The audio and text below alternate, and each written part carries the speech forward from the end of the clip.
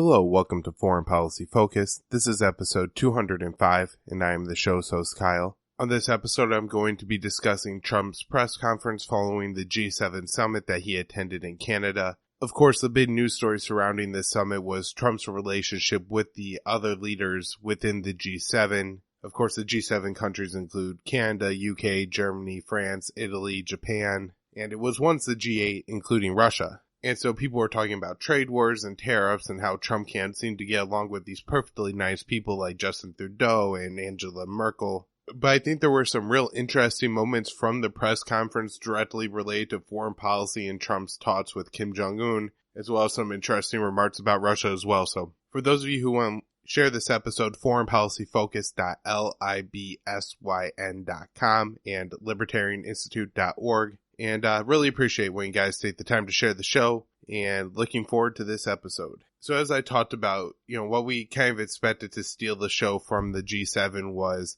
Trump couldn't get along with this guy, he got along with that guy well, or something like that, as well as talking about tariffs. And this did come up in the press conference, but not necessarily the main focus of the show. He did make a brief remark about Iran in the opening, saying that other G7 countries remain committed to making sure that Iran doesn't get a nuclear weapon. Of course, by those countries, specifically the UK, France, and Germany, wanting to stay within the Iran nuclear agreement, they're doing a lot more than the United States to actually make sure that Iran doesn't get a nuclear weapon. Not that Iran is threatening or has ever displayed any real preference to have a nuclear weapon. However, by staying within the Iran nuclear agreement, there's an expanded inspections regime as well as limitations to Iran's civilian nuclear energy program that further prevent Iran from developing anywhere near a nuclear weapon. And of course, Trump, as per usual, issues a little threat at the end saying that even if the allies don't help, we'll do it ourselves by making sure Iran doesn't get a nuclear weapon.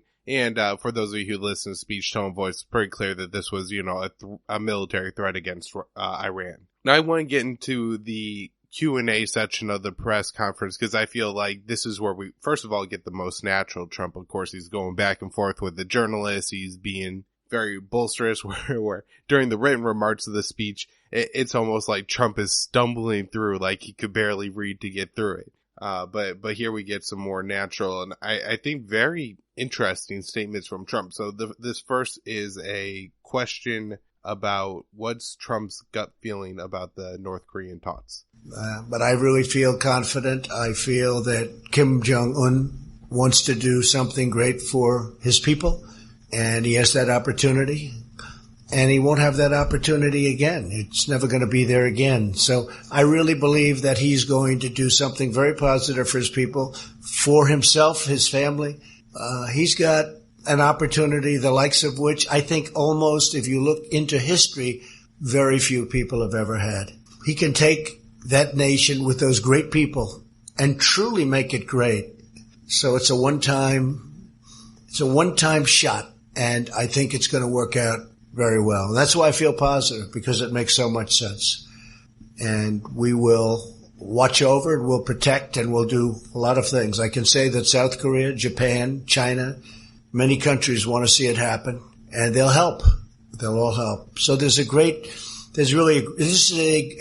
time. This has not happened in all of the years that they've been separated by a very artificial boundary. All right, so starting at the beginning, it's great that Trump's positive about the talks, although this is more or less expected.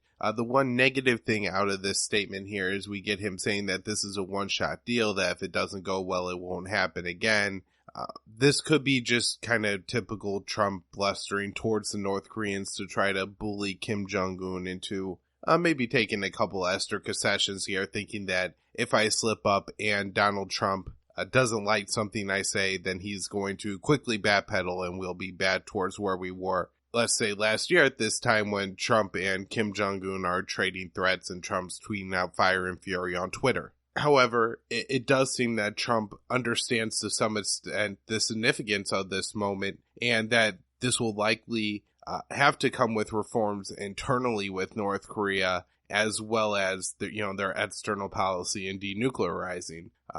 North Korea is a brutal and totalitarian state that nobody in the United States, will want to go live there unless, of course, I guess you're a part of the ruling class, and maybe you have an okay life. But, you're talking about forced labor camps, political prisoners, starvation, strict laws that don't allow people to talk against the regime. You have people who produce, food at backbreaking labor to themselves, and they're then forced to turn majorities or nearly all of it over to the state of North Korea. And I mean, not to give the typical mainstream media demonization of North Korean leader Kim Jong Un that says that he's the kind of guy that feeds his uncles to dogs and kills his own wife, because it turns out that, that's by far an overstatement. However, he is the leader of this very oppressive government. And so sometimes I feel like I get put in somewhat of an awkward position here where you have to say bad things about Kim Jong Un because of the terrible things that the North Korean government does. And then people kind of have that knee-jerk reaction where they want to say, oh, you hate the North Korean state, and see you're advocating for intervention against them because I'm using some of the same talking points that interventionists like John Bolton will use. However, the point of saying all of this is to understand that the situation is nuanced and complex. But I think one of the important things here is to realize that if North Korea is really trying to open itself up to the world and not just denuclearize, but also normalize relations with South Korea and their neighbors in Japan and China, this is likely going to have a pretty destabilizing effect within North Korea as the people realize that they live far inferior lives to those of their neighbors, especially their neighbors and family members to the south in South Korea. Which brings us to why, they're neighboring countries, and something that Donald Trump says here that's very interesting, calls the DMZ, or the border between North and South Korea, as an artificial barrier. And I don't think that's something that you have ever heard out of a President Hillary Clinton or any kind of, establishment, Ted Cruz, Jeb Bush, etc., calling the DMZ an artificial barrier. Because in a lot of ways it is one. Korea was divided up post World War II as they were kind of a Japanese colony for a while there. And there's a lot of people in the Korean Peninsula who have family members on each side of the border. And it's not like that border was drawn so long ago that there's not people alive who have very close relatives on the other side of that border. So in a lot of ways, Trump is right here. I wonder, what the reception and the take from this will be. Aside from, having an official end to the Korean War and a peace treaty and denuclearization, the other big issue on the table for the Korean Peninsula is Korean unification. Because historically, the Korean Peninsula hasn't necessarily been two states divided in half by the North and South. And so, there are people within both, I guess I know less about North Korea, but definitely South Korea that, believe in a unified Korean Peninsula. Now, I'm not sure how the other countries in the region, including China and Japan, would feel about such a move, but by Trump calling it an artificial barrier, it definitely seems, to me, that was one of the things that popped into my head, is that, does, Trump maybe not oppose to Korean unification one day? Let's move on to clip 2. Russia back into the G7 during our meetings? And when have you last spoken to Vladimir Putin? Do you expect to meet him in Vienna this summer? Yeah, I have not spoken to Vladimir Putin in quite a while. It has been discussed. We didn't do votes or anything, but it has been discussed. Some people like the idea of bringing Russia back in. This used to be the G8, not the G7. And something happened a while ago where Russia is no longer in. I think it would be an asset to have Russia back in. I think it would be good for the world. I think it would be good for Russia. I think it would be good for the United States. I think it would be good for all of the countries of the current G7. I think the G8 would be better. I think having Russia back in would be a positive thing. We're looking for peace in the world. We're not looking to play games.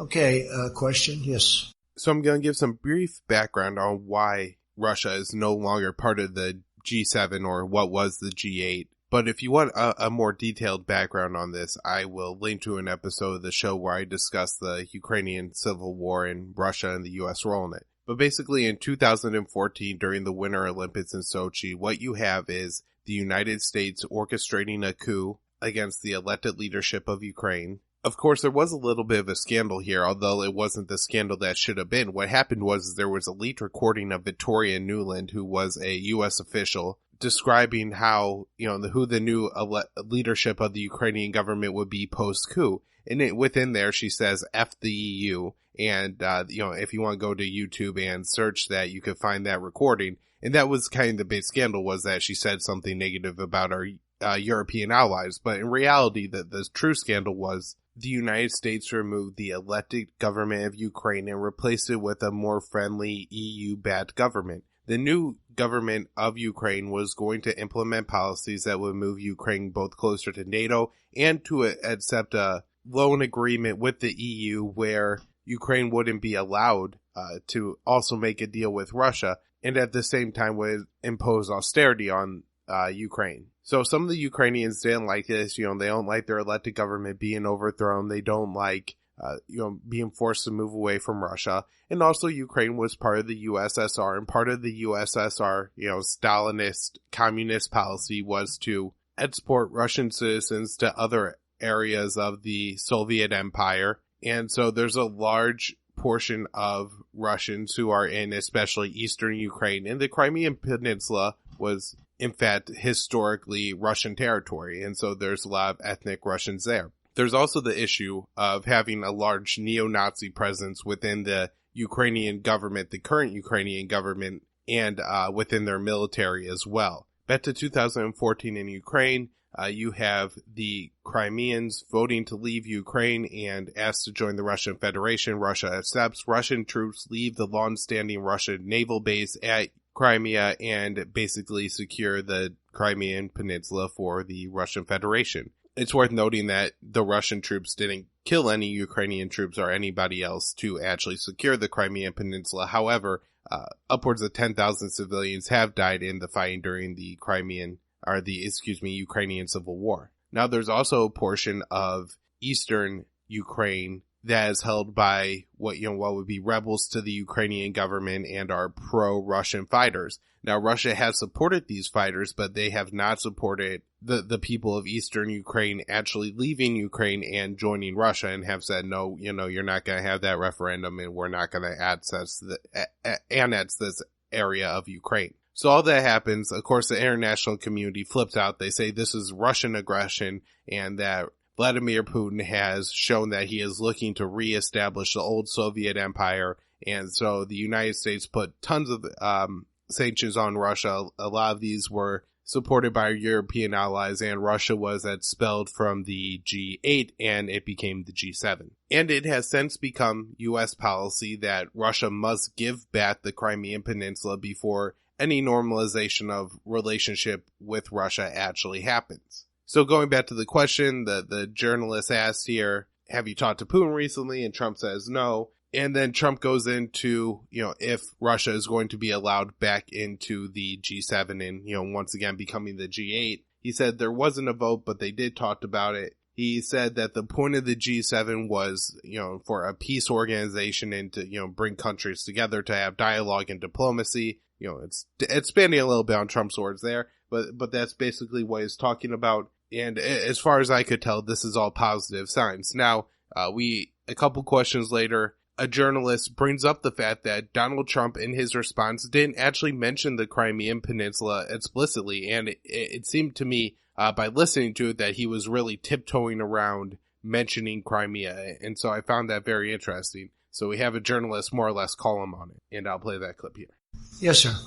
Mr. President, David Herzenhorn with Politico Europe. Just to come back to Russia for a second, the something that happened that got them kicked out of the G8 was the invasion and annexation of Crimea. Do you think that Crimea should be recognized at Russia at this point? Well, you have to ask President Obama, because he was the one that let Crimea get away. That was during his administration. And he was the one that let Russia go and spend a lot of money on Crimea, because they've spent a lot of money on rebuilding it. I guess they have their submarine port there, etc.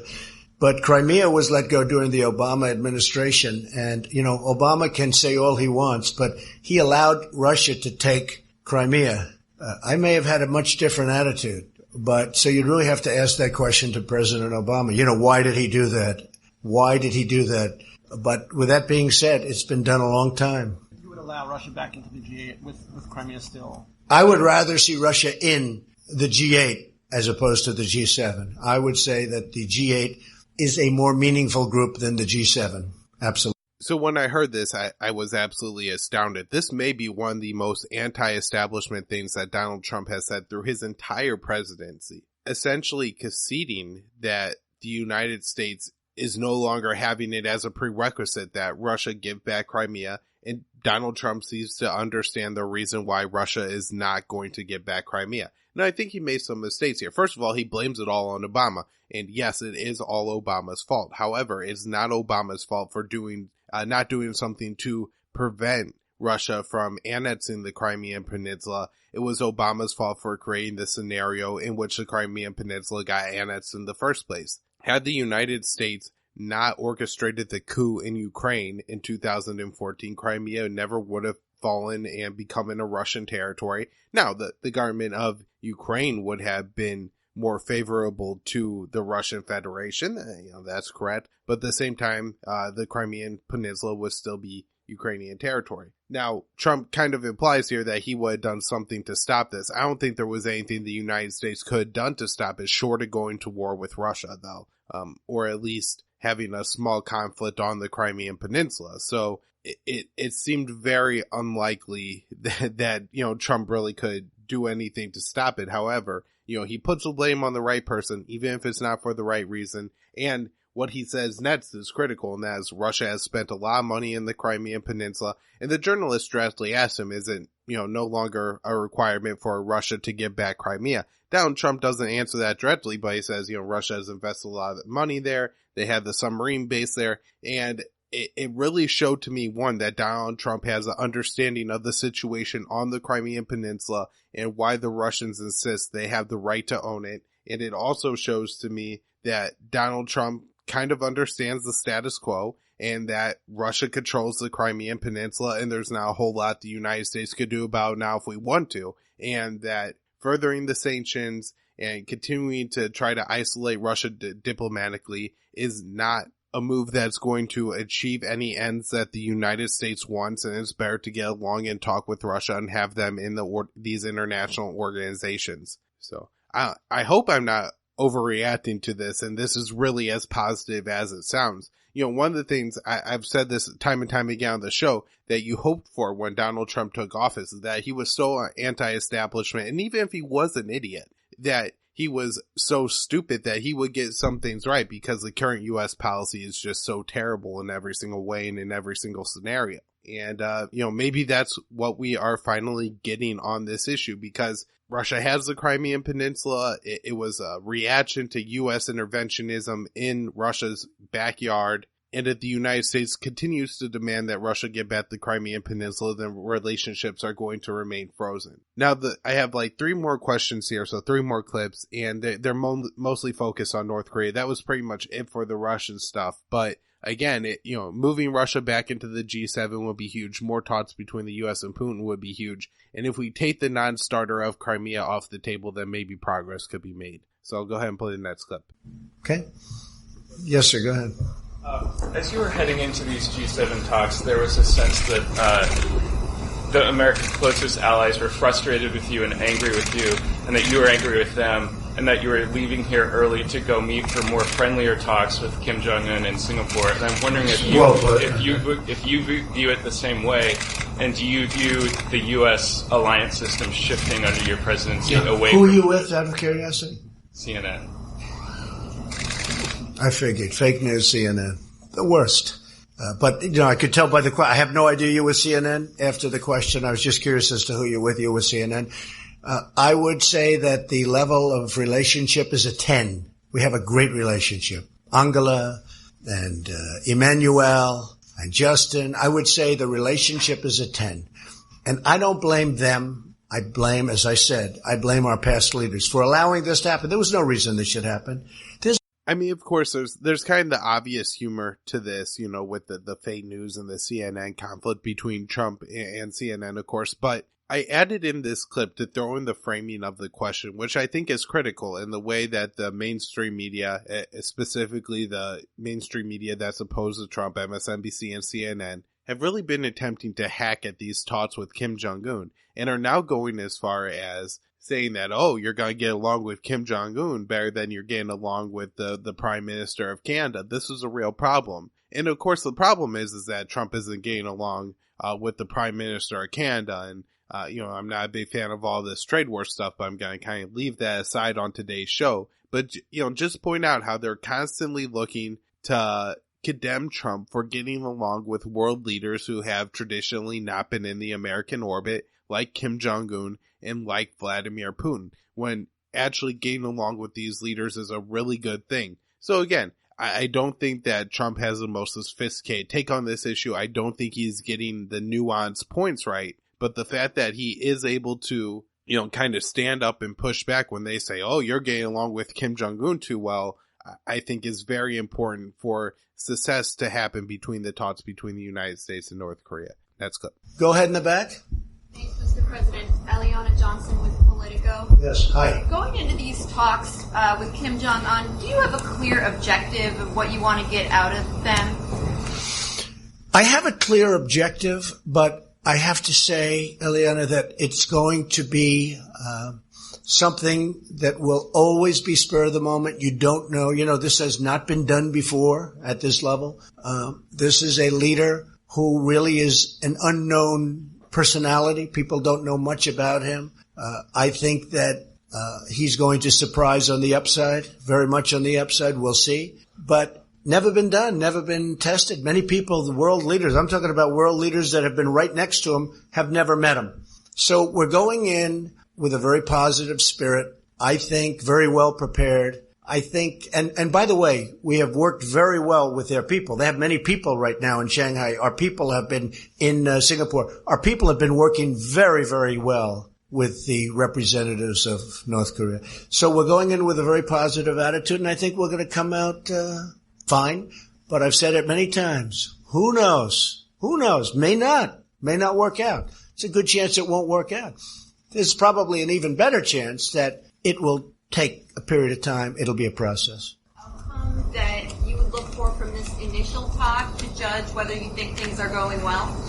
Well, I think the minimum would be relationship. You'd start at least a dialogue. Because, as a deal person, I've done very well with deals. What you want to do is start that. Now, I'd like to accomplish more than that. But at a minimum, I do believe at least we'll have met each other. We will have seen each other. Hopefully we will have liked each other, and we'll start that process. So I would say that would be the minimal. And the maximum, I think you know the answer to that. But I think that will take a little bit of time. Okay, yeah.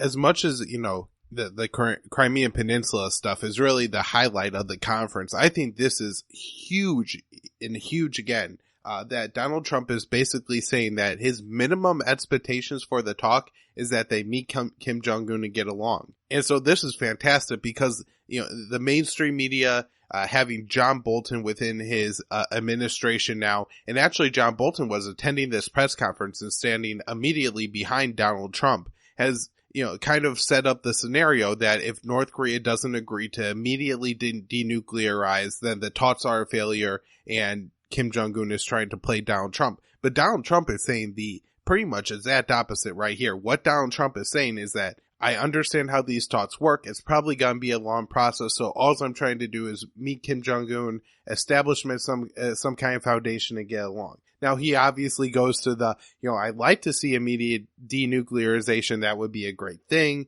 But really seems to have a firm understanding that you can't expect the North Koreans to give up everything at the first round of talks. And for the United States and North Korea just to start getting along is a great thing. Now, another great part of this is Donald Trump talks about that there's ongoing talks and discussions between U.S. officials and North Korean officials, and he says in Shanghai and Singapore. I'm not sure if the Shanghai thing was maybe just a mistake or a slip up, but there could be talks going on in China as well.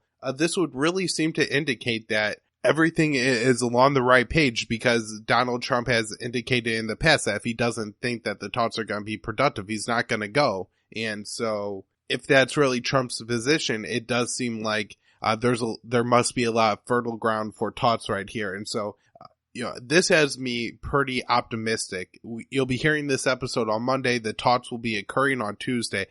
They actually may be on Monday U.S. time. I'll have to kind of look up all those details and see when we start getting press conferences and if Donald Trump and Kim Jong Un plan to do any kind of joint press conference. But hopefully, by sometime early the following week, I will be able to put together a show for you all to actually say how these talks went. I'm going to play this last clip here. There's a few different questions in it, just some interesting responses from Donald Trump on the issues here. Whether he's serious about giving Good up. question. How long will it take? I think within the first minute, I'll know. Just my touch, my feel. That's what I do.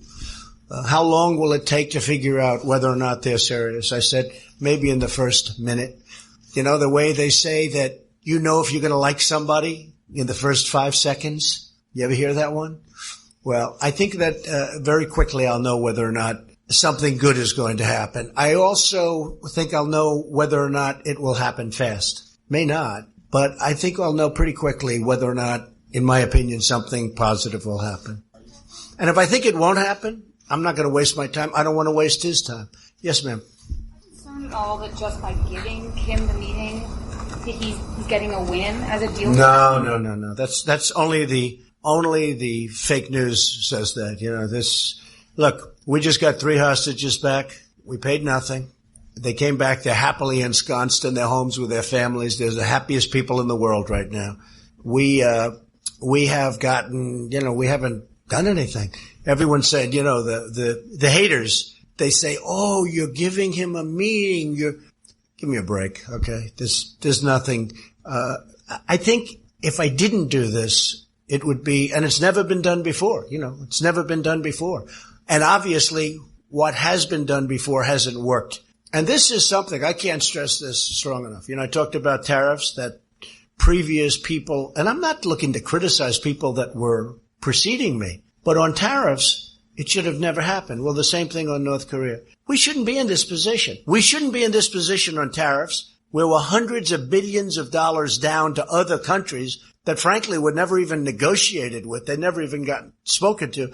I asked a top person in China, how did it get so bad? He looked at me and said, nobody ever talked to us. They were missing in action, our leaders. Well, a very similar thing, if you think about it, took place with North Korea. This should not be done now. This should have been done 5 years ago and 10 years ago and 25 years ago. It shouldn't be done now. So to start with the first question, I think we get, again, a little bit of the Trump bolster saying, oh, I'm going to know within the first minute. Now, what he's talking about is obviously he's going to get a first impression from Kim Jong Un, and hopefully Trump isn't too serious about the fact that if he misunderstands Kim Jong Un's initial intentions, that he's going to immediately say, there's no progress to be made here. I'm going to leave. Now, I'm guessing, I've been seeing a lot of stories coming from the mainstream media, especially kind of highlighting how Trump says, he hasn't done anything specifically to prepare for this meeting, so he's going in unprepared. Or I'm sure now there's going to be some stories involving Donald Trump saying that, he's got to know within the first minute. And basically they're going to say is that, this animal-like man is going to go in there, completely screw things up and make everything terrible for everyone. Hopefully that doesn't happen. And Donald Trump's kind of just talking about, from my experience in negotiating, I know what happens when I go in and I sit down across from somebody, and if there's anything productive that could come out of that meeting. The next question I think is much more important than the first one, and that is, doesn't giving Kim Jong Un the meeting give him legitimacy? And Trump says absolutely not, and I think he's right on this one, and he calls it fake news and says it's something made up by the naysayers. Of course, one of those naysayers is standing right behind Donald Trump. That's, of course, John Bolton. So as disappointing as it was to see that John Bolton attended the G7 meetings, and I guess Mike Pompeo isn't doing quite as good of a job of kind of keeping Bolton away from the controls as I would like to see happen, it does seem that Donald Trump isn't, completely sold on the Bolton position because, he just completely said that we're not doing this the Bolton way right in front of John Bolton and called him fake news right in front. I guess, not quite to his face, but John Bolton was looking at the back of Donald Trump when he said it. Of course, Donald Trump points out that we really haven't made any concessions. There was the one story of the United States not putting on additional sanctions against North Korea, but North Korea has agreed to stop nuclear testing, ballistic missile testing. They've given up their American hostages. And so, of course, there's nothing to worry about from having these talks, and the talks are always a good thing, and we should all be very glad that they're going to happen. All right, I think that's about all I have. I just thought that this press conference was really interesting. I thought it was one of Trump's most anti-establishment press conferences I had heard. He really went against the foreign policy establishment on both North Korea and on Russia and Crimea here. I think these are critical understandings that there's going to be any easing and relaxing of tensions between the United States and North Korea and the United States and Russia for Trump to make these concessions and say, hey, this process is going to take a long time in North Korea. And the only expectation I have for this first meeting is to meet Kim Jong Un and realize that there's progress to be made between the two countries. And, what I am, I guess, interpreting, and I hope correctly, as a kind of concession by the United States that Russia, or that the Crimean Peninsula is now a part of Russia. All right, guys, I think that's the good news. Of course, Donald Trump is Donald Trump, and so tomorrow it could all be different, but, let's hope for the best and that we get, consistent, authentic Donald Trump on these issues. Foreignpolicyfocus.libsyn.com to share the show, libertarianinstitute.org. The news site is immersionnews.com. And of course, you can find me on Facebook at the Libertarian Union with a great group of other podcasters, Patrick McFarland of Liberty Weekly, Trey Weber of Subversion Webcast, Actual Anarchy, that's Daniel and Jeff, and Don't Waste Your Hate with Tony and Invalid Beard. Of course, there's some other shows there, but those are just the ones I remember off the top of my head. So if you're a libertarian and on Facebook, like the page and you'll get a bunch of great content. On Twitter at KYAAALE, patreon.com/foreignpolicyfocus if you want to support the show. I'm putting out bonus content. Guys, the donations are rolling in and I really do appreciate it. I'm going to try to use that money, to do stuff like buy books to, make myself smarter so I can say more intelligent things, get new hardware, new software, promote the show. So if you want to take the time to donate to the show, it's all going right back into the show at this point. So hope you enjoy it, and I will be back on Wednesday with another show.